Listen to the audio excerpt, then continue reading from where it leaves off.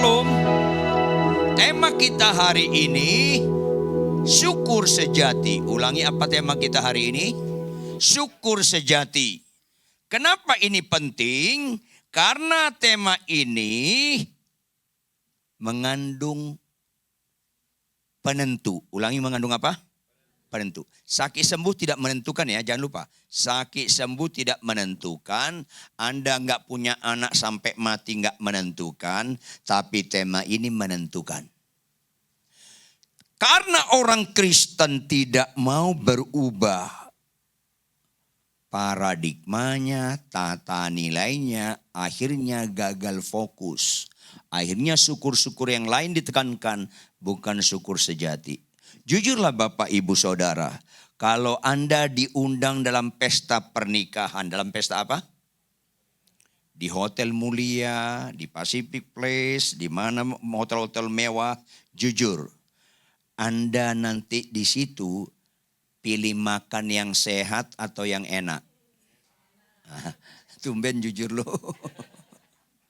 Itu menunjukkan dangkalnya konsep nilai kita. Why? Enak atau tidak enak kan ukurannya segini. Nih. Tempe sama daging hanya sampai di sini beda. Ketika turun sama rasanya. Daun singkong sama spaghetti bedanya sini. Setelah turun sama rasanya.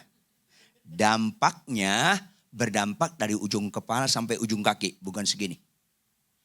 Makan sehat atau tidak sehat itu berdampak dari ujung kepala sampai ujung kaki. Gagal fokus. Ada pendeta, kalau saya sebut namanya pasti Anda kenal. Saya bilang, kenapa kamu selalu makan daging, kemarin makan daging, besok makan daging. Lupa Ridwan, kalau nggak makan daging saya rasanya nggak makan. Itu Kristen kedagingan. Banyak makan sayur. Kayaknya ngelawan muka lo. Ada ibu-ibu pendeta kena gula. Minum Coca-Cola. Saya bilang, ngawur kamu ini. Jangan ulang. Loh Pak Ridwan, yang penting kita beriman. Rusak gak iman begini? Anda makan gak beres. Tuhan bertanggung jawab menetralisirnya dalam tubuh Anda. Tuhan itu berarti bau Anda. Ini rusak begini. Kebanyakan kita gagal fokus. Bapak-bapak tolong jawab. Mana bapak-bapak lebih menikmati teguran istri atau pujian istri orang? Ketawa Anda mengandung kepedihan nih. Maafkan saya. Salah satu orang bodoh dan kanak-kanakan, seorang istri atau suami menikmati pujian pasangan orang lain. Gak menikmati teguran pasangannya. Itu kan childish, kekanak-kanakan. Jawab, sehebat-hebatnya istri orang mengenal saya. Ada gak sehebat istri saya dalam mengenal saya? Ada gak? Enggak. Bahkan saya tegas, sehebat-hebatnya istri orang mengenal saya. Gak ada 1/10 dibandingkan kemampuan istri saya dalam mengenal saya. Jujur loh. Kalau istri orang memuji saya, berangkat dari mengenal saya atau tidak? Jawab dong. Enggak. Berarti mana pernah berbobot istri orang muji kita? Ibu-ibu gak pernah berbobot pujian suami orang kepada Anda itu. Kalau Anda nikmati kelihatan bodohnya. Kok ngelawan muka Anda? Kalau pasangan kita menegur kita, itu berangkat dari mengenal kita apapun motifnya. Jadi kalau gak menikmati teguran pasangan, kanak-kanak sekali kita. Ini penting sekali. Baru awal langsung bertobat aja lah. Mari kita buka Alkitab kita. Mazmur 32 ayat 1-5. Saya membutuhkan konsentrasi Anda sedikit ekstra daripada biasanya mendengarkan firman hari ini. Mazmur 32 ayat 1-5, saya ajak kita membacanya bergantian. Saya baca ayat 1, saudara baca ayat 2, terus bergantian ayat 5, ayat terakhir dalam pembacaan kita bersama-sama. Siapa tahu judul perikop bagian ini? Judul perikopnya apa? Kebahagiaan orang yang diampuni dosanya. Dari Daud nyanyian pengajaran. Berbahagialah orang yang diampuni pelanggarannya, yang dosanya ditutupi. Lanjut.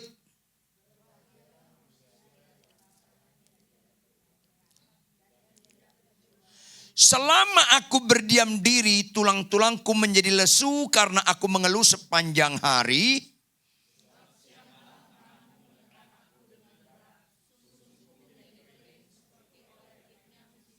Sama-sama, dosaku kuberitahukan kepadamu dan kesalahanku tidaklah kusembunyikan. Aku berkata, aku akan mengaku kepada Tuhan pelanggaran-pelanggaranku dan engkau mengampuni kesalahan karena dosaku.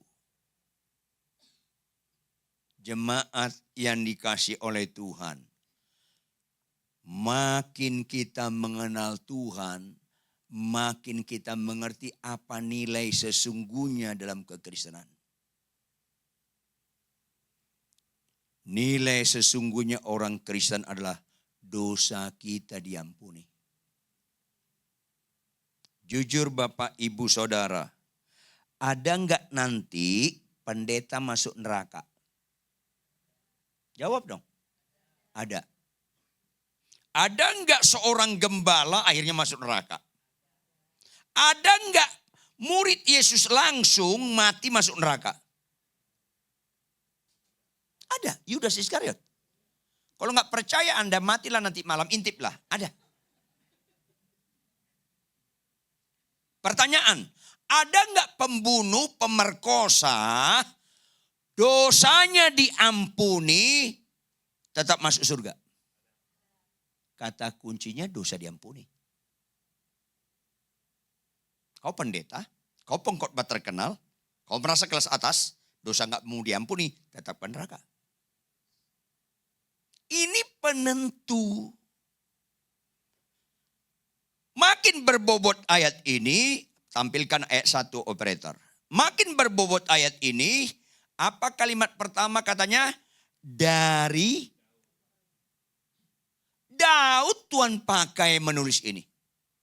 Tentang apa? Tentang berbahagia. Tahu enggak Bapak, Ibu, Saudara, tujuan hidup ini disimpulkan dengan satu kata, bahagia. Orang banyak harta, tujuannya supaya bahagia. Orang ganteng cantik, orang naksir seorang perempuan cantik, pria ganteng, justru tujuannya supaya bahagia. Orang punya jabatan tinggi supaya bahagia. Tapi jujurlah Bapak Ibu, kaya identik dengan bahagia enggak? Enggak. Makanya segala sesuatu yang diusahakan manusia untuk bahagia ada pada Daud. Enggak ada pada Nuh, enggak ada pada Abraham, enggak ada pada Musa, enggak ada pada Yesaya, enggak ada pada Daniel, enggak ada pada Paulus, ada pada Daud. Makanya Daud dipakai Tuhan menulis ini supaya lebih berbobot. Pertanyaan, siapa tahu Daud kaya enggak? Enggak. Dia super kaya. Belum ada manusia sebelum Daud dan sesudah Daud sekaya Daud. Enggak ada. Menurut penelitian antropolog Kristen, kekayaan Daud 1/5 bumi. Orang terkaya sekarang, Elon Musk, tidak punya kekayaan 1/5 kota New York. Tidak punya kekayaan 1/5 kota New York. Apalagi 1/5 negara Amerika. Enggak. Daud 1/5 bumi. Ketika dosen teologi mendengar khotbah saya, dia dekatin saya. Selesai ibadah dia bilang, Pak Ridwan salah loh. Apa itu? Salomo terkaya. Itu enggak dalam Anda pelajari. Loh kenapa? 90% kekayaan Salomo diwariskan Daud. Jangan pura-pura nggak nyambung dong. Kerajaan Salomo dari siapa? Dari Daud. Istananya dari siapa? Dari Daud. 90% kekayaan Salomo dari Daud. Salomo membangun bait Allah hasil daripada upeti-upeti raja-raja kepada Daud. Daud nggak diperkenankan Allah membangun bait Allah bukan karena nggak ada modal, karena kau terlalu banyak menumpahkan darah. Daud kaya banget. Daud tidak punya warisan dari Isai. Kalau Anda teliti baca Alkitab, Daud mengalami penolakan dari orang tuanya. Sehingga Daud punya tulisan dalam Mazmur, sekalipun ayah ibuku meninggalkan aku.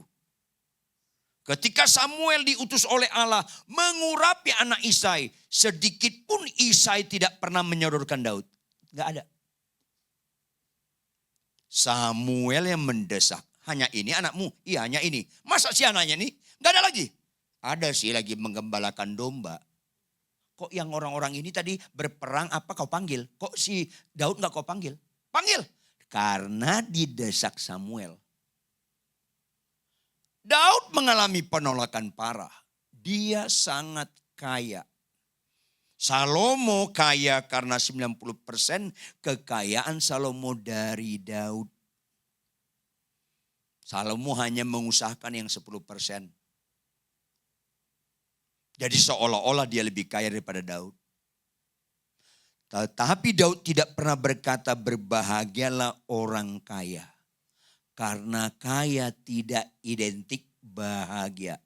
Malah orang mengejar kekayaan kata Tuhan adalah orang bodoh. Sampai Tuhan berkata orang kaya sulit masuk dalam kerajaan surga. Karena kekayaan seseorang berpotensi dia mengandalkan materi menolak pimpinan Tuhan. Jepang termasuk negara terkaya di dunia. Jepang penginjilan lebih dahulu daripada Indonesia. Tapi Injil sulit sekali berkembang di Jepang. Karena mengandalkan kepintaran kekayaan. Sampai jadi bodoh. Cari pacar, cari pekerjaan, cari masa depan. Tanya sama komputer. Ya, karena kekayaan itu membuat manusia nyaman, tipis sekali kebutuhannya akan pertolongan Tuhan. Makanya saya bilang sama jemaat saya kepada yang saya layan di mana-mana, termasuk pengacara-pengacara terkenal, saya bilang, sama orang kaya saya keras sekali khotbahnya. Ada orang kaya nggak sini? Sama orang kaya saya keras sekali khotbahnya. Karena saya nggak tertarik dengan uang Anda. Tuhan tertarik sama jiwa Anda. Katakan amin. Tepuk tangan. Jujurlah, ada nggak orang kaya sombong? Banyak. Tapi jujur, ada nggak orang miskin sombong? Masalahnya ada loh. Kalau orang kaya saya keras khotbahnya, sama orang miskin lebih keras lagi khotbah saya. Ada orang miskin nggak sini? Supaya jangan sempurna penderitaan Anda. Kalau dua orang masuk neraka, orang kaya dan orang miskin masuk neraka, agak enak sedikit yang kaya. Karena sebelum masuk neraka agak enak sedikit di bumi. Kalau orang miskin udah susah lu di bumi, masuk neraka lagi loh. Kok penderitaan berseri?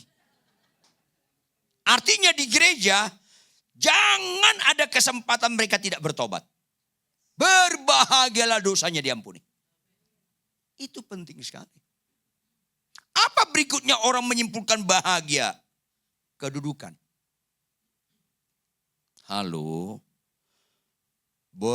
Beberapa puluh zaman Tommy P. Papa. Tahu Tommy P. Papa enggak ya? Soeharto bapaknya Tommy. Tommy P. Papa kan gitu kata orang Manado. Ada orang Kristen bintang 1. Supaya gede peluangnya jadi bintangnya 4. Jenderal dia jual imannya. Saya bilang bodoh sekali Anda ini. Sehebat-hebatnya jabatan tinggi di dunia ini tetap ada periodenya. Kalau di Indonesia jadi presiden selama-lamanya atau 2 periode. Kenapa kau jual imanmu gara-gara jabatan? Dianggap kalau dapat jenderal itu bahagia. Ngawur Anda. Halo, Daud jabatannya tinggi gak? Apa jabatannya ada yang tahu gak? Bukan raja Bapak Ibu. Menurut orang Israel dia raja. Tapi menurut bangsa-bangsa lain dia raja para raja. Karena raja-raja bangsa lain rutin memberikan upeti menyatakan penundukan bahwa kau juga raja kami. Tapi Daud tidak pernah berkata berbahagialah orang yang kedudukannya tinggi. Makanya tulisan ini nggak bisa ditulis oleh Musa, oleh Yesaya, Daniel, Paulus. Karena mereka nggak punya jabatan tinggi. Daud punya. Jangan merasa bernilai kalau jabatan tinggi. Karena itu nggak bernilai kekal. Saya sedih ada pendeta ketika menang calon presiden berikutnya yang akan menggantikan Jokowi pada bulan Oktober. Dia bilang, puji Tuhan Pak Riton, tahu nggak presiden menang sekarang? Saya sangat akrab sama dia. Jangan kau anggap itu nilai. Malah itu bisa blunder. Loh kenapa? Tuhan berkata kepada Yeskiel, kalau ada orang, kutegur dia akan dosanya, kalau enggak dia bisa mati binasa. Kau enggak memperingati dia, maka nyawanya hutangmu. Kalau kau punya kenalan pejabat tinggi, kau enggak pernah menceritakan dia supaya percaya Yesus Kristus Juru Selamat, nyawa dia hutang kamu. Jangan terlalu bangga punya zaman pejabat, teman konglomerat. Kalau kau enggak bertanggung jawab, nyawanya utangmu. Tanggung jawabmu. Ini penting sekali. Berbahagialah dosanya diampuni. Itu yang paling penting. Apalagi yang dicari manusia selain kaya.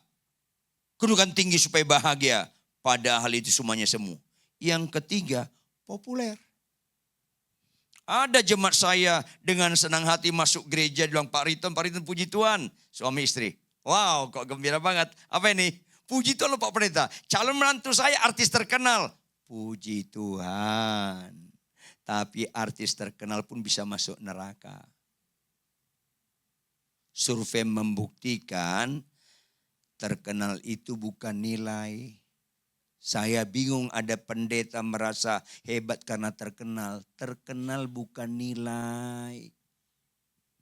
Halo. Fadlizon terkenal enggak? Ratna Sarumpait terkenal enggak? Apa hebatnya terkenal? Ayolah. Kita akhirnya kata Tuhan melalui Paulus kepada jemaat Roma. Jangan serupa dengan dunia ini. Gak ada hebatnya terkenal. Ketika kami 5 orang akan mimpin KKR di Manado tahun 80 sekian. 90-an lah. Awal-awal pesawat Lion. Pak Riton, Bapak kan salah satu pembicara kan di Manado. Iya kenapa? Mereka gak kenal kita. Loh maksudnya apa? Pasti kenal makanya kita diundang. Kalau mereka kenal, masa pesawat saya Lion? Loh emang kenapa? Itu kadang-kadang kita mempersulit, kita punya harga diri yang salah.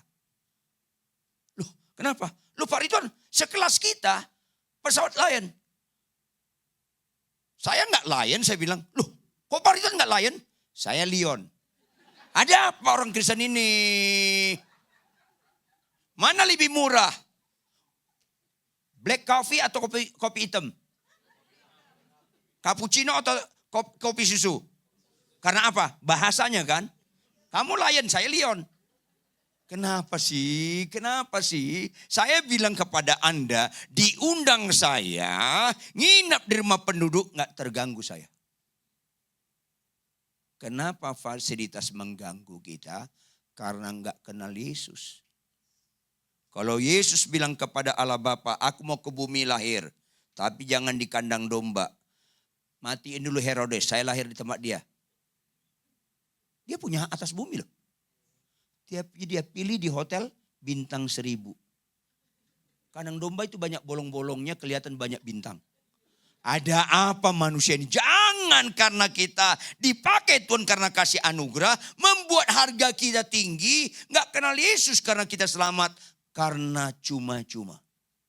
Ada apa Kristen ini? Makin dipakai, makin salah arti dipakai. Kok gak makin rendah hati? Gak kenal Tuhan.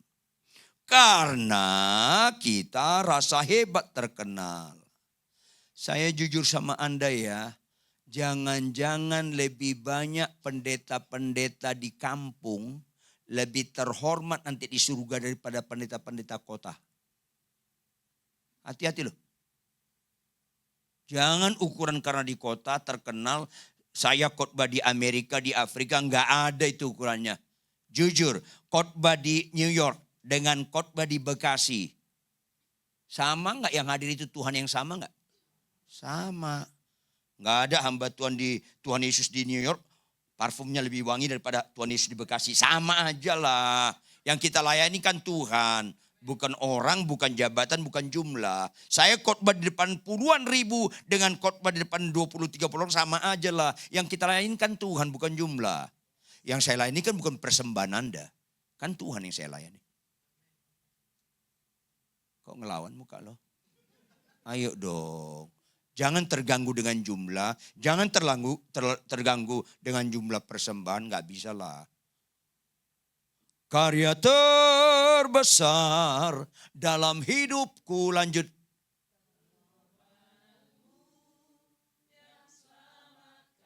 Pengorbanan Tuhan itu tujuannya bukan supaya sakit sembuh. Pengorbanan Tuhan itu tujuannya bukan supaya miskin kaya. Pengorbanan Tuhan itu tujuannya supaya kita selamat. Dosa kita diampuni. Sudahlah. Jangan lagi kita ditentukan yang lain-lain. Tapi karena nggak ngerti Alkitab susah. Tolong satu orang baca Mazmur 23 ayat 1. Kalau hafal silakan. Tuhan Allah gembalaku, lanjut. Kan itu bukan terjemahannya, kan bukan begitu. Tapi karena terjemahannya nggak pas, orang khotbah. Kalau ikut Yesus kita nggak akan kekurangan. Yang nggak punya mobil dapat mobil. Ngawur Anda, bukan itu aslinya. Ada yang punya Alkitab bahasa Inggris nggak? The Lord my shepherd. Lanjut. Ada yang bahasa Inggrisnya? Lanjut.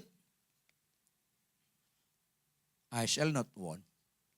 Tuhan adalah gembalaku, aku gak perlu apa-apa lagi. Karena Tuhan sudah membuat aku terpesona. Apapun merek mobilku gak terganggu, apapun merek jam tanganku gak terganggu. Aku merek jam tangan, merek sepatu, merek tas istri, merek apa gak membuat menambah nilai saya. Hanya Tuhan yang membuat kita bernilai, lain gak. Saya bingung, saya khotbah di gereja yang besar. Tiba-tiba gembalanya bilang apa? Pak Rituan lihat nih istri saya. Kenapa? Lihat dong mukanya cerah. Iya kenapa saya gak tahu. Lihat dong tasnya. Loh kenapa tasnya? Loh Pak Rituan gak tahu harganya. Ya Tuhan, kapan saya jual beli tas? Mana tahu saya. Dengan bangga dan berani dia berkata, Pak Ridwan tahu enggak? Saya beli tasnya harganya 934 juta. Ya Tuhan. Sampai saya marah besar sama dia. Sekali-sekali bodoh bolehlah. Tapi jangan terlalu sempurna bodoh kau itu. Kok berani-beranian berkat Tuhan segede 934 juta hanya untuk tas, fungsinya hanya tempat lipstik istri lo, tempat handphone. Jahat sekali kamu itu. 934 juta saya bisa bangun 10 gereja di daerah isinya jiwa-jiwa. Ada apa Kristen ini? Duniawi banget Anda, nilai Anda di benda. Seolah-olah nilai kematian Kristus itu gak membuat Anda gak tertarik lagi dengan yang lain. Ada apa Kristen ini? Ketika penyembahan ada berita di layar, berita berjalan, diingatkan WL. Sebentar kita akan penyembahan, tolong hati-hati barang berharga. Karena di gereja-gereja besar juga ada copet loh. Tahu gak yang paling takut? Istrinya. Karena tasnya harganya 934 juta. Begitu penyembahan berdiri, mau penyembahan, dia pegang tasnya. EWL-nya pilih lagu apa? Ku tak membawa. Nyanyian lu dengan kelakuan lu mengejek Tuhan. Ku tinggal semunggah, kau tinggal kau peluk itu. Maafkan saya Bapak Ibu, Anda dan saya kelihatan bodohnya kalau berkat Tuhan kau buat jadi benda-benda berharga yang akan gak kau bawa, gak bernilai kekal. Kenapa gak kenal kematian dan kebangkitan Kristus? Ayolah, gak apa-apa habis khotbah ini saya gak diundang lagi gak apa-apa. Yang penting khotbahlah kebenaran karena ini akhir zaman. Tahun ini saya 44 tahun jadi hamba Tuhan. Kalian tanya kepada keluarga saya, cincin emas saya cuma satu, cincin pernikahan. Nggak tertarik saya berkat-berkat Tuhan yang banyak itu untuk benda-benda. Nggak tertarik saya. Ayolah, hargai nilai Kristus supaya kita bicara pengorbanan. Bukan menumpukan kekayaan. Nggak ada amin. Amin berikutnya itu nggak spontan, latah. Ini masalahnya. Karena dikira populer, hamba Tuhan high class. Ada apa Kristen ini? Saya sekali pernah naik pesawat sama orang yang mengundang saya, dia ke Jakarta mengundang saya. Sampai di bandara, saya dikasih tiket bisnis kelas. Saya bilang janganlah, ekonomi aja lah. Saya cukup banyak hamba-hamba Tuhan, anak-anak rohani saya di pedalaman Papua, Maluku, Sulawesi, Sumatera, Kalimantan. Dan rata-rata mereka ada pendapatannya 85.000, 93.000. Karena persembahan orang-orang di desa itu seringkali singkong, kelapa, jarang duit. Terus tega-tegaan kita pakai uang begitu enaknya. Halo. Jujur Bapak Ibu, kalau Yesus datang ke dunia hari ini di Jakarta, kira-kira dia penampilannya glamor atau sederhana? Ayolah. Makin tinggilah pengenalan akan Tuhan. Kalau mobil, pakaian membuat kita nilainya tambah, di mana Yesus? Yesus cukuplah sama kita. Mengapa kau mati bagiku Tuhan? Berharga sekali aku, kau sampai berkorban untuk aku. Apakah aku perlu tambah benda-benda lain untuk membuat saya berharga di mata orang? Janganlah. Kematian Yesus menunjukkan kita berharga, titik. Udahlah. Bersyukurlah Anda sebelum meninggal dengan khotbah seperti ini. Supaya kalau tahun depan meninggal agak beres hidup kita ini. Kata Anda mengandung kepedihan. Ini penting sekali. Tahun 80-90 awal saya pulang pelayanan Bapak Ibu. Pendeta-pendeta yang katanya terkenal telepon saya. Salam Pak Ridwan, salam. Pak Ridwan sekarang di mana? Habis pelayanan mau pulang. Oh jangan pulang dong Pak Ridwan. Loh kenapa? Ini hamba Tuhan kelas atas lagi nongkrong di plaza ini. Hamba Tuhan kelas atas. Kok kalian terpikir ya? Loh kenapa Pak Ridwan? Saya hamba Tuhan keset. Apa ini? Jangan pernah kelas atas lah. Nanti ditolak Tuhan kau. Kita hamba Tuhan keset. Tahu nggak fungsi keset apa? Kan nilai bukan di harga. Nilai di fungsi. Jujur, mana lebih berharga televisi daripada keset? Jawab dong. Mana lebih berharga televisi atau keset? Itu kan nominal. Anda kalau punya 10 televisi di rumah, nggak punya keset di rumah, itu kan aneh. Mana orang di rumah orang lebih banyak, televisi atau keset? Itu normal. Kenapa harga membuat kalian bernilai? Karena duniawi sekali. Nyambung nggak sih? Nyambung nggak? Ya nyambung lah orang Anda yang saya maksud. Ada apa? Keset itu fungsinya apa? Gesek sepatu, telapak bagian paling bawah debu digesek. Terus tulisan kesetnya apa? Welcome. Udah gitu aja lah. Biarlah sampah-sampah masalah jemaat dilemparkan ke kita. Kita terima, kita doakan welcome. Bukan supaya penampilan kita kayak apa? Kayak bintang film, kayak artis, entertain. Janganlah.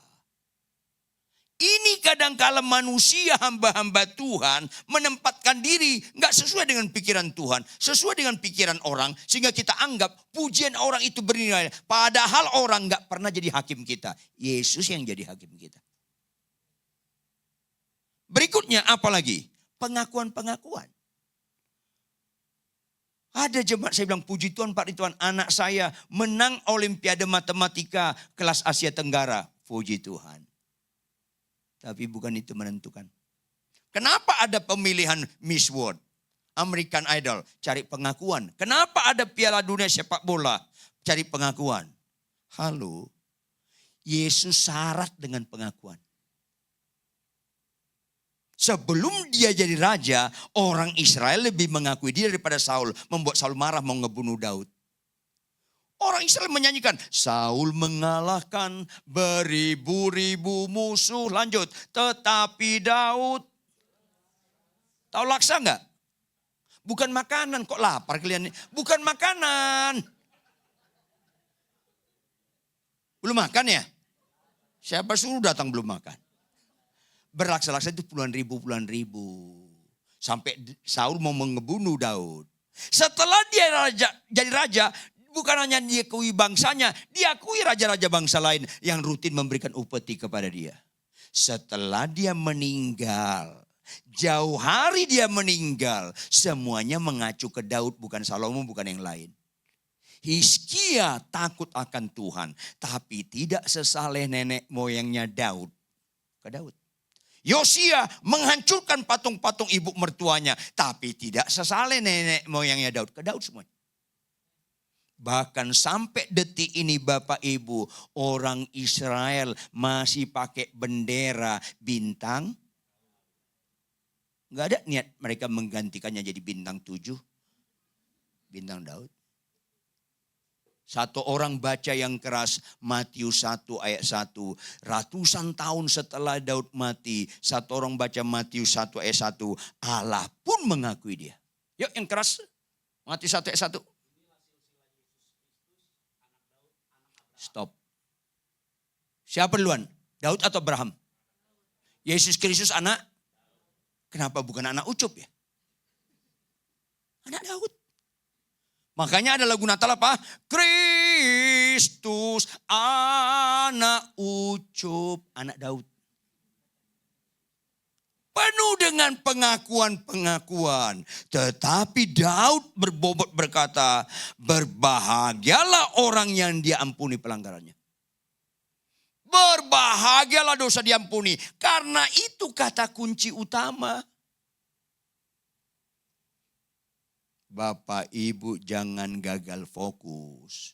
Bukan upah kanker maut, upah dosa maut. Kalau Anda lebih berbahagia kankermu sembuh daripada dosamu diampuni, lebih berbahagia kankermu sembuh, memang kau masih menghina salib Kristus. Ini penting. Baca satu orang Lukas 15 ayat 10. Lukas 15 ayat 10.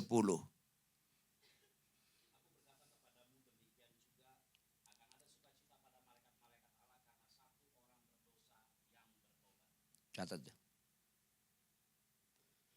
Malaikat tidak pernah bersuka cita. Kau bertahun-tahun gak punya anak, akhirnya punya anak. Gak pernah malaikat taruh sukacita situ. Malaikat tidak pernah sukacita dengan kau lumpuh berjalan buta celik kankermu sembuh. Enggak pernah. Tetapi malaikat bersukacita karena satu orang saja bertobat, artinya dosanya diampuni. Ini penting sekali. Kenapa orang tidak mengacu kepada firman ini? Catat baik-baik. Ini sukacita sejati, bahagia sejati, syukur sejati. Kenapa enggak mengacu kepada ini? Karena ada 4 syukur lain yang tanpa disadari. Yang kedua, syukur umum. Apa yang kedua? Yang ketiga, syukur semu dan menipu.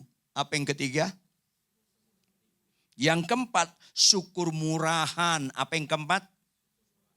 Yang kelima, syukur bodoh, hina dan bobrok. Apa yang kelima?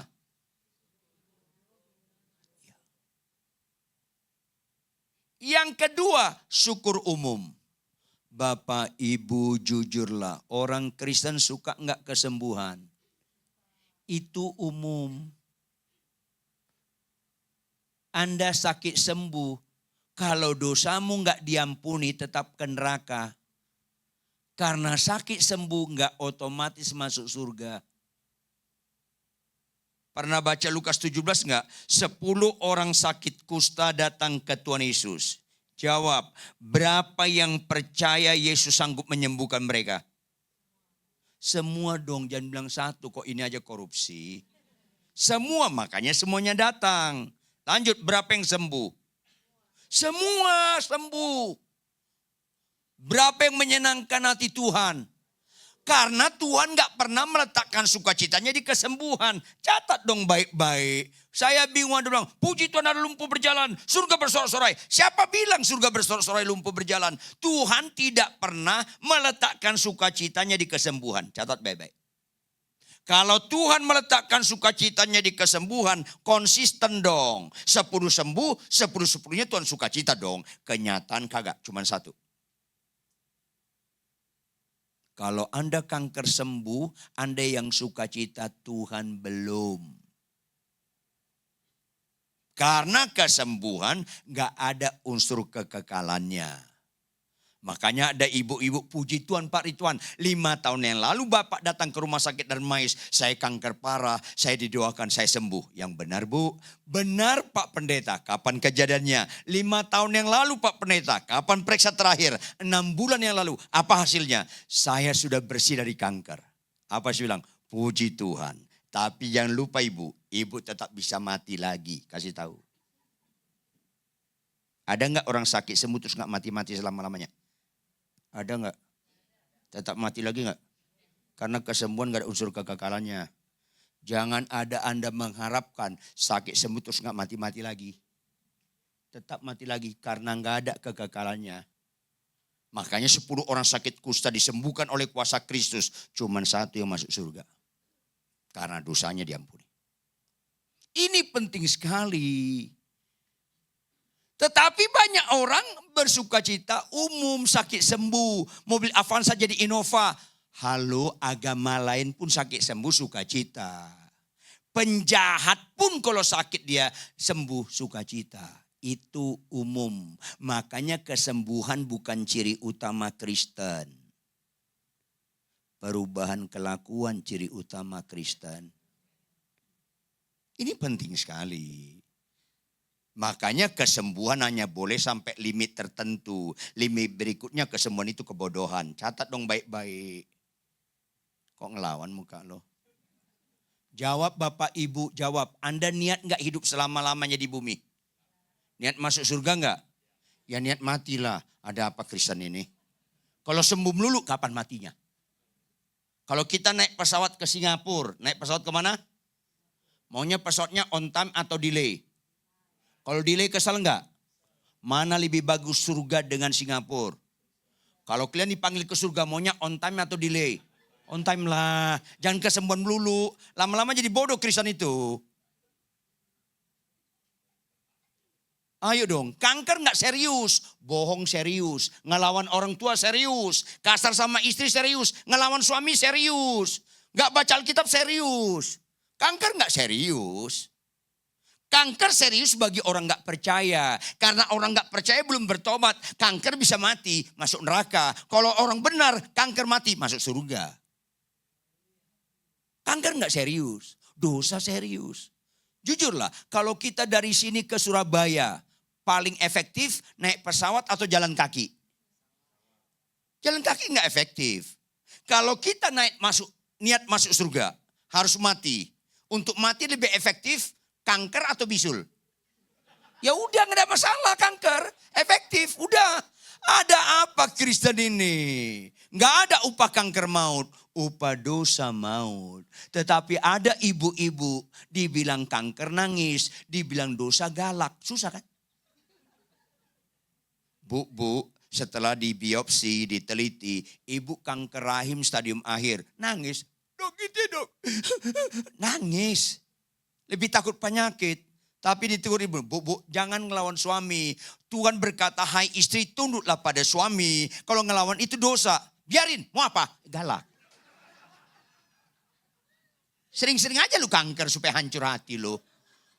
Dibilang dosa galak. Dibilang penyakit nangis, kan rusak.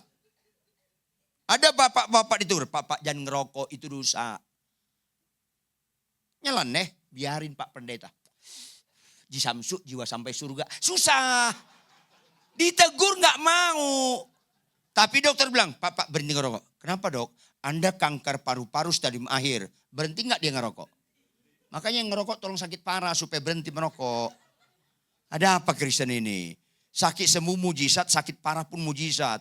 Karena sakit parah lebih gampang bertobat daripada sehat. Amin. Ayolah. Saya menggembala ke jemaat di Pondok Indah. Ada jemaat saya ibu-ibu sama anaknya rajin ke gereja. Suaminya kasar. Tinggi besar ganteng kayak saya kata orang buta. Jangan gitu ketawa lo. Penistaan aja kerja lo. Suka nonjokin istri. Suka main wanita. Ketika anaknya telepon, Pak pendeta pada mama mulutnya berdarah dari pukul papa. Saya ke rumahnya. Saya bilang, Pak jangan mukul istri. Marah dia. Apa urusan Pak pendeta? Ini istri saya mau saya bunuh. Keluar. Diusir lagi saya. Puji Tuhan 2,5 tahun berikutnya dia kanker prostat. Kalau suka mukul istri, suka berinya paling cocok kanker prostat. Jangan korengan, kanker prostat. Di rumah sakit Pertamina saya datang.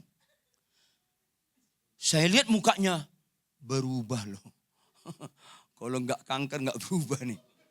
Sedang Pak, kata dokter sakit kankernya stadium apa? Lembut banget mukanya. Oh pendeta, stadium akhir. Dalam hati saya cakep banget mukanya Tuhan. Jangan cepat-cepat sembuhkan dia nih mukanya. Enak banget lihat mukanya. Saya tunjuk istrinya. Ini istri, iya Pak pendeta. Tolong gebukin lagi. Nangis dia meraung-raung. Pak pendeta aku jahat. Kan bagus sekali kalau kanker prostat. Langsung berubah. Satria Bajitan berubah langsung deh. Iya. Coba enggak kanker prostat tetap galak tuh orang. Ngusir orang. Makanya Bapak Ibu jangan sakit sembuh aja mujizat. Kalau kau bandel sombong tolong sakit parah. Jangan panok enggak bertobat loh.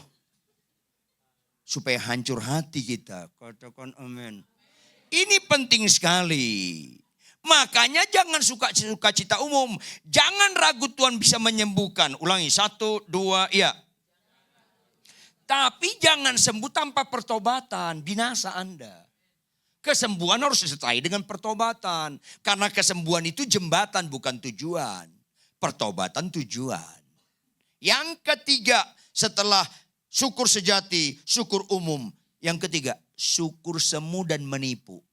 Ini banyak kami pendeta, termasuk dialami para muridnya. Satu orang baca Lukas 10 ayat 20 yang keras. Lukas 10 ayat 20, tampilkan operator. Lukas 10 ayat 20, satu orang baca dengan keras.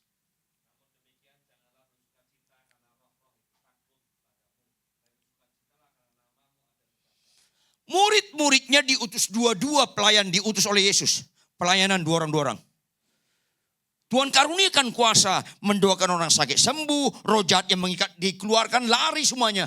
Mereka letakkan sukacita yang salah. Mereka gembira Yesus, ada orang sakit sembuh, ada orang roh jahatnya pergi. Puji Tuhan. Tuhan bilang, stop.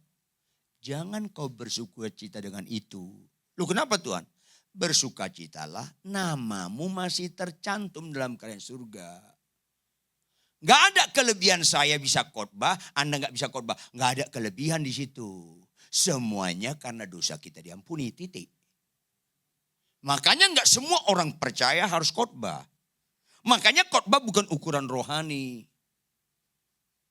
Gak semua orang percaya bisa bahasa roh. Makanya bahasa roh bukan ukuran rohani. Jangan ada di antara Anda anti bahasa roh. Karena Alkitab mencatat bahasa roh. Tapi jangan ada di antara Anda bisa bahasa roh. Tapi enggak rohani.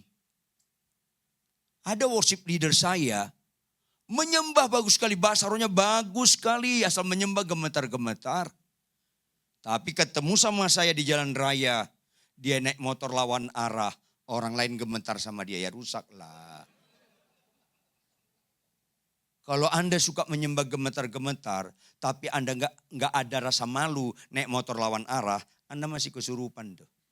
Ayolah, Roh Kudus itu tertib. Tuhan sedih kalau Anda naik motor lawan arah. Tapi lebih sedih lagi kalau dengar khotbah ini nanti masih lawan arah juga. Itu nama bahasa Jermannya itu dablek nama itu. Ayolah. Ini penting, murid-muridnya bangga karena bisa melayani orang.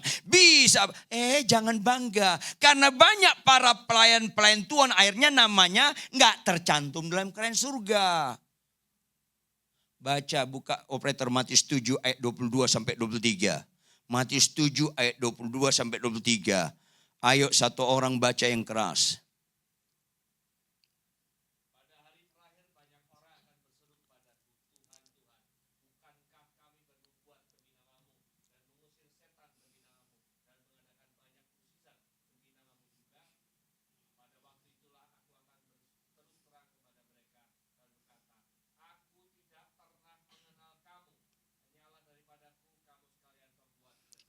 Kenapa Tuhan bilang aku tidak pernah mengenal kamu? Karena mereka ini gak tercantum lagi dalam kerajaan surga. Berapa orang? Lihat ayat 22. 22. Pada hari terakhir berapa orang? Kalau Alkitab bilang banyak itu gertakan atau pasti digenapi? Gemetar dong baca ayat itu. Karena bahasa Yunaninya kata banyak, mayoritas. Bukan 50-50 apalagi minoritas. Mayoritas. Kami pendeta-pendeta di Amerika, di Argentina, di Brasil, di negara-negara Eropa, di Afrika, di Australia, di Asia. Banyak kita merasa hebat karena jemaat kita puluhan ribu. Itu bukan nilai. Bernilailah karena Yesus mau mati untuk engkau. Yesus mati bagi dunia ini bukan karena jumlah. Karena orang berdosa. Satupun Anda penduduk dunia ini, Yesus tahu tetap mau berkorban untuk menyelamatkan engkau. Kau lebih berharga daripada yang lain-lain. Jangan tambah hargamu karena kau bisa buat mujizat, karena kau bisa bernubuat, karena jemaatmu ratusan ribu. Jangan menambah nilai. Cukuplah Yesus mau mati menggantikan aku supaya dosaku diampuni, supaya rendah hati terus mempertahankan kita sampai mati. Berbahagialah dosanya diampuni. Ini penting sekali karena banyak sekarang pendeta-pendeta dosanya enggak diampuni lagi. Tampilkan Lukas 15 ayat 7 operator. Satu orang baca dengan keras. Lukas 15 ayat 7. Ini kalau Anda baca enggak teliti, Anda gagal fokus. Kalau teliti, ini teguran sangat keras dan tajam. Satu orang baca.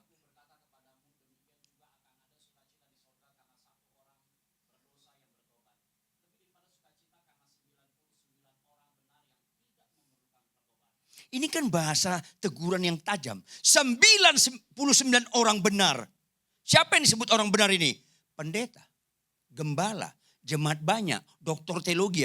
Karena kegiatan rohaninya membuat dia gak mau bertobat lagi. Karena bisa khotbah menganggap rohani. Halo, saya pernah membimbing orang, jemaatnya banyak, ribuan, puluhan ribu jemaatnya. Tapi punya istri simpanan. Halo, orang bisa lu bohongi. Tuhan gak bisa kita bohongi. Ada gembala jemaat mengkondisikan kepada jemaatnya, jangan tegur saya. Halo, bodoh banget saya mengkondisikan jemaat saya, pekerja saya, gak berani menegur saya. Bodoh banget saya. Bagus sekali kita mengkondisikan siapapun orang boleh menegur kita. Karena bisa kemungkinan kita punya kena kotoran burung di belakang kita nggak tahu, orang lain tahu. Kadang-kadang ada dosa kita nggak sadar, rupanya orang lain kasih tahu. Saya pernah dulu tahun 80, berapa? 84, 85. Tanpa sadar. Saya salam orang, nggak lihat mukanya. Aduh, salam Pak Ridwan, salam. Sementara saya salam. Nggak sadar saya. Pak Ridwan, itu kita, ada apa? Bapak nyalam orang itu, Bapak nggak lihat mukanya. Ya Tuhan, saya minta ampun sama Tuhan. Karena bisa, tanpa saya sadar saya menyakiti hati orang. Gara-gara saya salam, saya ditegur orang. Salam Pak Ridwan, salam. Tapi saya bilang salam orang. Lebih baik pegang tangan orang itu, kalau salam, terus saya pegang, lihat lagi muka orang. Karena bisa saja orang berdosa gara-gara kelakuan kita. Tanpa kita sadari. Ngeri banget karena jabatan kita, karena status kita, membuat orang gak berani menegur kita. Ngeri banget. Ayo. 99 orang benar karena pendeta terkenal dari Amerika, banyak mujizatnya. Tapi dia nyeleweng, ditegur, gak mau dia dengar lagi. Jangan karena banyaknya khotbah, banyaknya mujizat, makin miskin kita untuk bertobat. Jangan Jangan kita masuk hitungan yang 99 orang benar yang gak memerlukan pertobatan. Aku tidak kenal engkau. Hanya kamu sekalian pembuat kejahatan. Berikutnya yang keempat, syukur murahan. Apa yang keempat? Anda belanja ibu-ibu dekat dengan duit 10.000. Dulu ada 10.000 merah mirip duit 100.000. Masuk tukang sayur di komplek Anda, sangat lengkap sayurannya, diserbu ibu-ibu. Saking ramenya, dia nggak memperhatikan uang kita. Tadi saya belanja ini cabai bawang 6.000, kembalinya dong. Loh ibu duitnya berapa? Pokoknya tak kau jangan pura-pura nggak tahu. Oh 100.000 ya? Iya, kita bilang iya, padahal 10.000. Dikembalikan kita 94.000. Padahal seharusnya kembalinya 4.000. Karena dianggap kita 100.000, padahal 10.000. Dikembalikan 94.000, kita bersyukur. Puji Tuhan, berkat khusus. Aduh Tuhan. Kalau saya Tuhan langsung saya bilang petir sambarnya orang. Biar gosong loh. Kalau ada kembalian lebih, pulangin Bapak Ibu. Murahan banget kita punya mental begitu. Jangankan uang orang kita ambil, uang kita pun mau kita korbankan untuk orang lain. Kenapa uang orang bisa kita ambil? Karena murahan. Catat bebek. Ini tanpa disadari di gereja banyak begitu. Bahkan ada orang ke gereja, pemungut kolektan mengut, baris berikutnya kelewat. Yang kelewat bilang, puji Tuhan gak dia. Ya Tuhan. Kayaknya ketawa lu nyambung nih. Jangan dong. Malah ada orang disuruh memberikan perpuluhan. Marah. Ada apa Kristen ini? Segala sesuatu dari dia. Katakan amin. Uangmu dari Tuhan. Salah satu statement engkau mengatakan uang itu dari Tuhan dengan memberikan perpuluhan. Ini semuanya dari engkau. Hanya 1/10 saya kembalikan. Semuanya uang engkau Tuhan. Kok ada ajaran? Ajaran yang memberikan perpuluhan itu sesat. Ada apa Kristen ini? Ada apa Kristen ini? Jujur Bapak Ibu. Mental kita suka bela diri atau sangkal diri? Bela diri. Mental kita suka berkorban atau ngorbanin orang?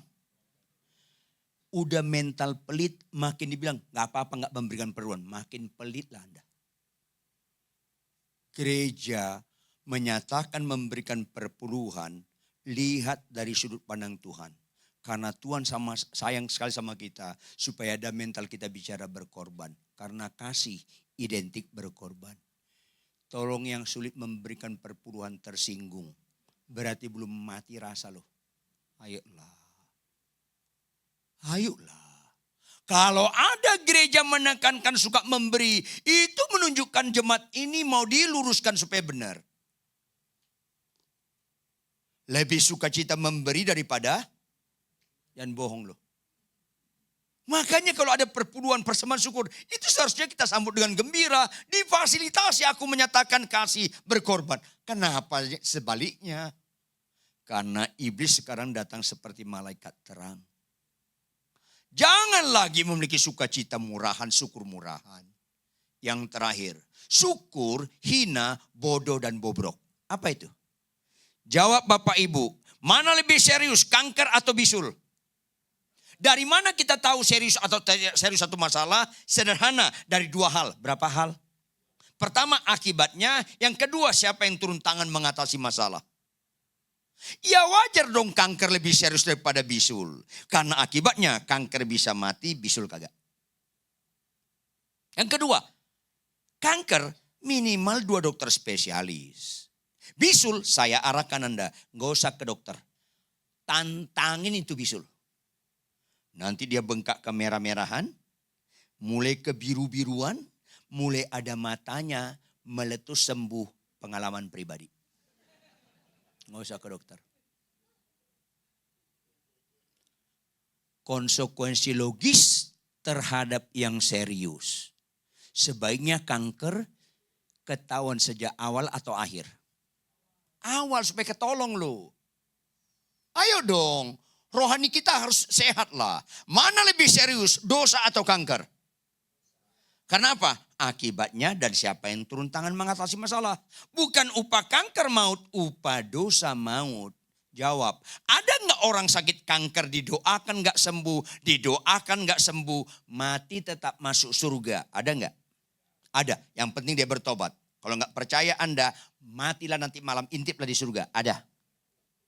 Sebaliknya, ada nggak orang sakit kanker didoakan oleh kuasa Kristus sembuh, mati tetap masuk neraka? Ada nggak? Ada. Karena dia nggak bertobat. Bukan kesembuhan menentu, bertobat menentukan. Yang kedua, dokter spesialis 2 orang ngatasi dosa. Ngatasi kanker. Jawab, kalau dosa berapa dokter spesialis yang bisa ngatasinya? Nggak ada. Kecuali siapa namanya? Yesus Kristus, Tuhan. Orang Kristen seharusnya teriak kepada dunia ini bahwa dosa itu serius. Karena Kristen tahu Tuhan yang turun tangan. Agama lain bukan Tuhan, masing-masing yang turun tangan. Makanya gak pernah dosa itu serius bagi bangsa lain, bagi agama lain. Gak pernah serius. Berbuatlah amal sebanyak-banyaknya, nanti amalmu ditimbang lebih berat daripada dosamu kau masuk surga. Kan lucu-lucu sedih. Hanya Tuhan. Makanya nggak ada Tuhan lain selain Yesus Kristus melucuti kuasa maut yaitu dosa. Hai maut, di manakah sengatmu? Sengat maut adalah dosa. Sudah ditelan oleh kemenangan Kristus. Berbahagialah orang yang dosanya diampuni.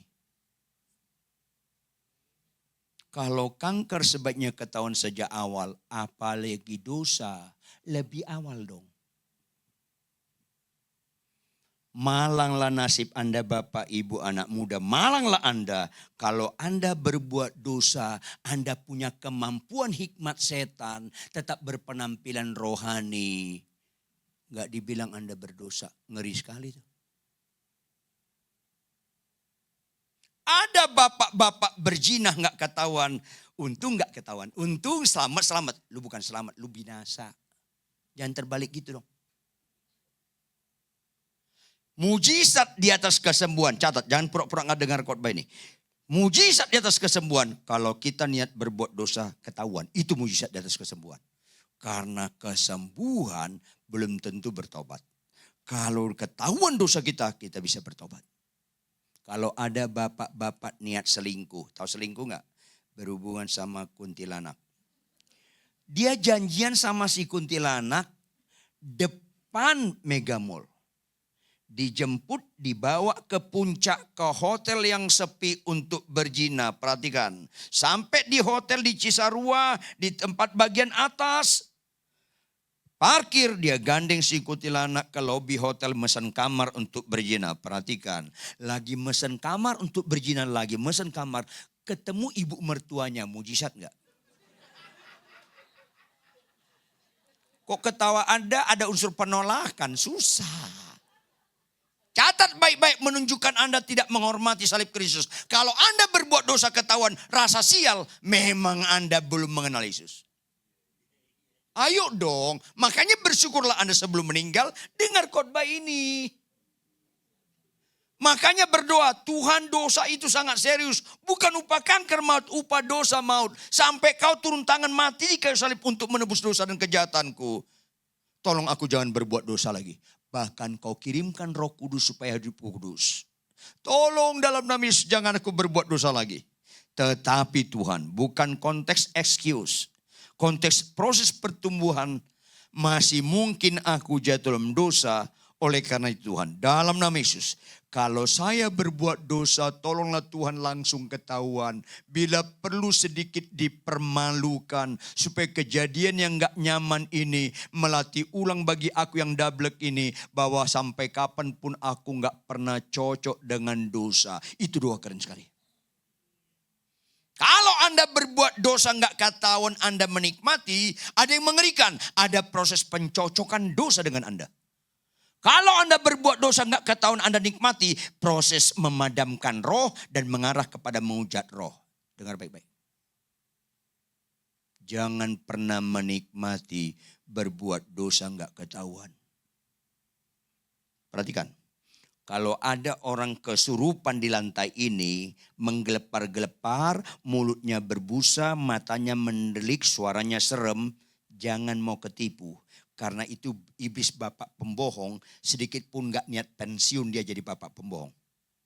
Maka kalau orang kesurupan di lantai ini menggelebar-gelebar, itu kerasukan roh jahat pangkat kopral, kelas kecil tuh, kelas rendah itu. Saking rendahnya gak pintar nyamar, langsung ketahuan kita, ini kerasukan roh jahat, langsung ketahuan karena kelas rendah. Kerasukan kelas tinggi, kelas jenderal, kalau saya punya istri simpanan Anda nggak tahu, saya bisa khotbah, saya mendoakan orang sakit sembuh, tetap Anda tatap saya rohani, padahal saya suka berbuat dosa. Itu kerasukan kelas tinggi. Karena kemasannya cakep sekali, sampai nggak ketahuan orang itu kerasukan, itu kelas tinggi. Makanya saya bilang, malanglah hidup Anda dan saya. Kalau kita suka berbuat dosa, nggak kerasukan gelepar-gelepar. Karena tingkat tinggi. Kok menderita muka Anda ini gimana sih? Ayolah. Ngeri banget orang berbuat dosa di belakang sana. Bisa khotbah, masih ditatap jemaat rohani. Ngeri banget itu. Kan orang bisa kita bohongi, kan Tuhan gak bisa. Makanya kita gak ragu-ragu berdoa. Tuhan tolonglah kasihani aku. Jangan lagi aku berbuat dosa. Tetapi kalau sampai aku berbuat dosa, kasihanilah aku. Jangan biarkan gak ketahuan. Tolong ketahuan dalam nama Yesus. Bila perlu sedikit dipermalukan. Supaya kejadian yang gak nyaman ini melatih ulang aku yang dablek. Sampai kapanpun aku gak nyaman dengan dosa. Itu keren sekali. Haleluyanya cuma satu tapi gak semangat. Haleluya.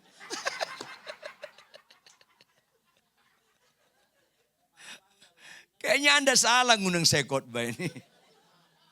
Lain kali undang pengkhotbah yang enak-enak khotbahnya. Supaya enak Anda masuk nerakanya. Ya Tuhan, sakit sembuh lumpuh berjalan buta celik. Mana menyelamatkan semua sakit sembuh. Jangan anti kesembuhan, sekaligus jangan utamakan kesembuhan. Maka bagian-bagian tahap terakhir ada 2 jam lagi. Aduh. Mengapa berbahagia dosa diampuni? Karena itu membuat kita berfungsi. Tidak ada kejadian yang bisa membuat kita putus hubungan dengan Allah selain dosa. Maafkan saya, kakimu kecil sebelah gak bisa memisahkan Anda dengan Tuhan. Hidungmu kayak orang nongkrong, kayak jengkol, gak bisa memutuskan hubungan Anda dengan Tuhan. Tinggi Anda 2 meter kurang banyak kayak saya, gak bisa membuat putus hubungan dengan Tuhan. Kok ada orang buat hukum Taurat baru, Pak Ridwan, kalau gak ngomong Yahweh masuk neraka, jahat loh. Gara-gara nama masuk neraka, ngawur loh. Berarti buat hukum Taurat baru. Apa itu? Orang sumbing dan gagu masuk neraka. Gak bisa Yahweh dia. Ada apa Kristen ini? Kok jahat banget Anda? Kalau Anda di Maluku sana tete manis, silahkan. Yang penting Tuhan lihat hati lo. Hancur hati dan Anda menata hati dia. Jangan lagi nama ukuran. Karena Yahweh artinya bahasa asli latar belakangnya artinya tak bernama. Tetapi supaya kaum manusia yang terbatas itu mengetahui, ku buat YHWH tanpa vokal, konsonan semua. Itu bukan itu konteksnya. Jadi kalau Anda bilang Yesus, silakan. Di Batak enggak ada Yesus, adanya Yesus. Tuhan Yesus katanya. Kalau Yesus kurang berbobot itu. Nah, jangan itu ukuran. Tanpa sadar kita jadi teman iblis gara-gara pakai istilah-istilah yang bukan penentu. Dosa kita diampuni, itu membuat kita pulih. Karena kita ciptaan Allah, kita hanya berfungsi kalau dipakai Allah. Gimana kita dipakai Allah kalau kita putus hubungan dengan dia karena dosa? Handphone itu bukan ciptaan Allah. Handphone itu bukan ciptaan manusia. Handphone itu buatan manusia. Bahan-bahannya ciptaan Allah. Kita rekayasa buat jadi handphone. Handphone itu berfungsi kalau bersekutu dengan manusia. Kalau handphone putus hubungan dengan manusia, Nggak berfungsi dia. Kira-kira handphone nyemplung ke kolam dipakai ikan nggak? Ya enggak lah. Dosa yang membuat putus, nggak berfungsi. Makanya berbahagia dosa kita diampuni. Saya bisa khotbah bukan karena ada kelebihan saya dari Anda. Jangan-jangan orang nggak khotbah lebih bernilai dari saya. Bisa jadi. Karena khotbah itu bagian daripada karunia atau talenta. Makanya nggak semua orang percaya itu bisa khotbah. Karena itu nggak menentukan. Tapi saya khotbah karena dosaku diampuni. Kata kuncinya dosa diampuni. Tolong jujur Bapak Ibu. Kalau kita berdiri, anggota tubuh mana yang membuat kita berdiri? Itu kan dangkal, kaki. Enggak. Coba bagian anggota tubuh Anda lagi berdiri yang gak kelihatan jantung. Anda berdiri, dikeluarin jantung Anda. Masih berdiri gak Anda? Blok, jatuh. Saya bisa khotbah kelihatan. Tapi ada istri saya suka mendoakan saya gak kelihatan. Ada jemaat saya, ada panti asuhan Ponte Jompo yang saya doakan, enggak kelihatan. Mungkin mereka lebih berjasa dari saya yang kelihatan.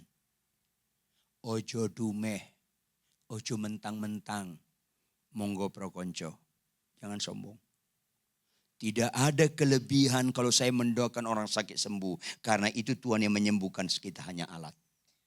Jangan merasa lebih karena kita khotbah di Amerika daripada kita khotbah di Tambun. Sama.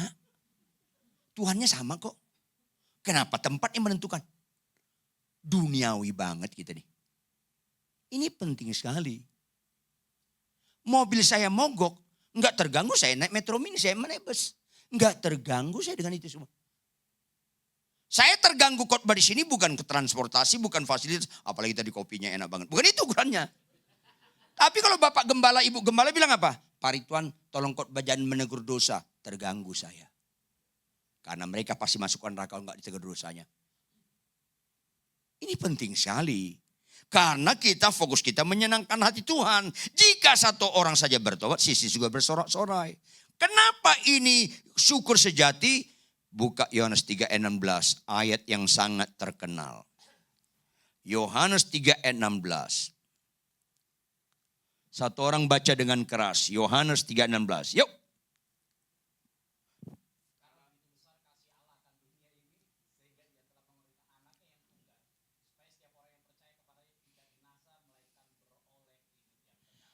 Kalimat begitu besar kasih Allah akan dunia ini.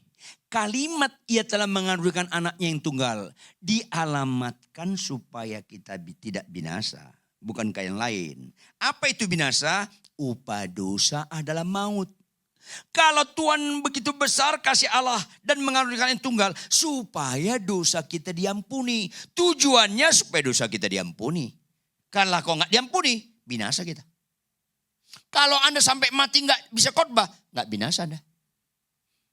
Syukur sejati dosa kita diampuni. Jangan ada syukur tandingan daripada itu. Karena tujuan pengorbanan Kristus adalah supaya kita dosa kita diampuni. Tidak binasa.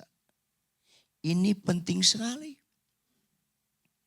Makanya kalau Anda nanti jadi gembala jemaat ratusan ribu, tetap nggak ada potensi sombong kita.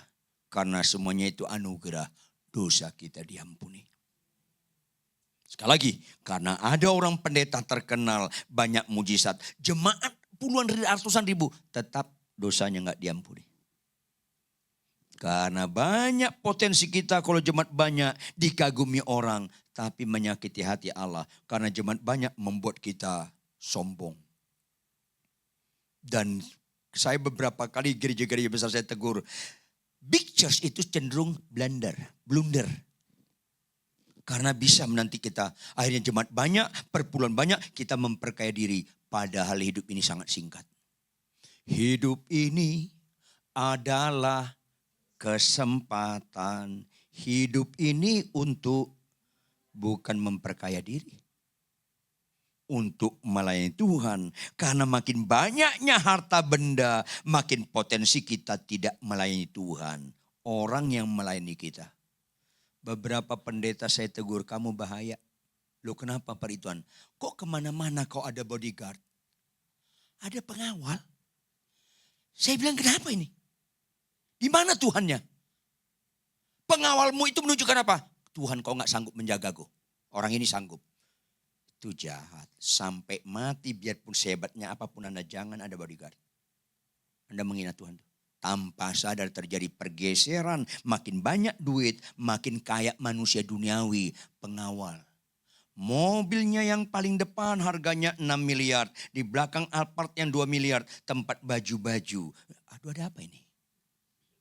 Ada apa ini? Makin lama makin duniawi sekarang hamba-hamba Tuhan yang makin terkenal, makin banyak jemaat. Makin lama makin duniawi. Tanpa disadari. Oleh karena itu jawab Bapak Ibu. Tuhan mampu nggak memuridkan murid 200.000 orang? Kenapa dia memuridkan 12 orang? Karena dia bicara kualitas, bukan kuantitas. Jujur aja, 12 saja berapa yang gugur? 1. Bayang nggak kalau 24 muridnya berapa yang gugur? Itu mah dengan menikah dangkal. Kalau 24 muridnya gugur 13 karena cocoknya 11, itu maksudnya. Ya Tuhan, Kristen, lagi diajar kualitas. Makanya gembala itu mengenal domba-dombanya. Kalau jemaat lu 1000, mana bisa kau kenal? Saya senang jemaatnya segini, gue nggak usah tertarik dikagumi orang lah. Tertarik dikagumi Tuhan. Di gereja saya maksimal 300, maksimal. Kalau lebih dari itu geser, buka cabang lain. Bangun gembala berikutnya, mandiri. Maksimal 300. Karena apa? Yesus 3,5 tahun pelayanan. Meninggal dia umur berapa? Saya umurnya udah hampir lebih 2 kali lipat dia. Maka wajar lebih dari 11. Karena 3,5 tahun 11, 7 tahun 22, multiplikasi. 300. Maka ketika jemaat saya bertengkar, saya bilang, Pak, Bu, tahun 97 kan masalah begini. 2003 begini, 2006 juga. Loh kok Bapak tahu? Saya catat. Saya tahu permasalahan jemaat saya. Saya catat. Pagi-pagi saya telepon keluarga lain. Salam Bapak Ibu, salam paritan sana. Mana Joni? Loh ada apa Pak? Saya mau mengucapkan ulang tahun. Loh kok Bapak tahu? Saya catat. Gembala itu mengenal domba-dombanya. Bicara kualitas. Oleh karena itu, respon kita terhadap dosa kita diampuni. Senangkanlah Tuhan karena dia lebih dahulu menyenangkan kita. Layanilah Tuhan karena dia lebih dahulu melayani kita. Setialah kepada Tuhan karena dia lebih dahulu setia kepada kita. Berkorbanlah untuk Tuhan karena dia lebih dahulu berkorban terhadap kita. Yang gak pernah dilakukan Tuhan-Tuhan yang lain. Maka hidup ini singkat, fokus kita bukan lagi harta benda. Tetapi menyenangkanmu, senangkanmu. Hanya itu, yes. Bawalah jemaat itu dengan teliti, mengenal Tuhan, makin suka bertobat. Maka jemaat kita, rumah tangga saling mengasihi, gak ada potensi bercerai. Karena mereka bertobat terus menerus. Pulanglah dari tempat ini. Tuhan adalah gembala kita. Kita enggak perlu apa-apa lagi. Karena pengorbanannya tertuju untuk mengampuni dosa kita. Maka apapun yang dapat dari kita lain itu. Jangan pernah menggantikan syukur kita yang sejati. Syukur dosa kita diampuni. Bangkit berdiri, tepuk tangan yang keras buat Tuhan.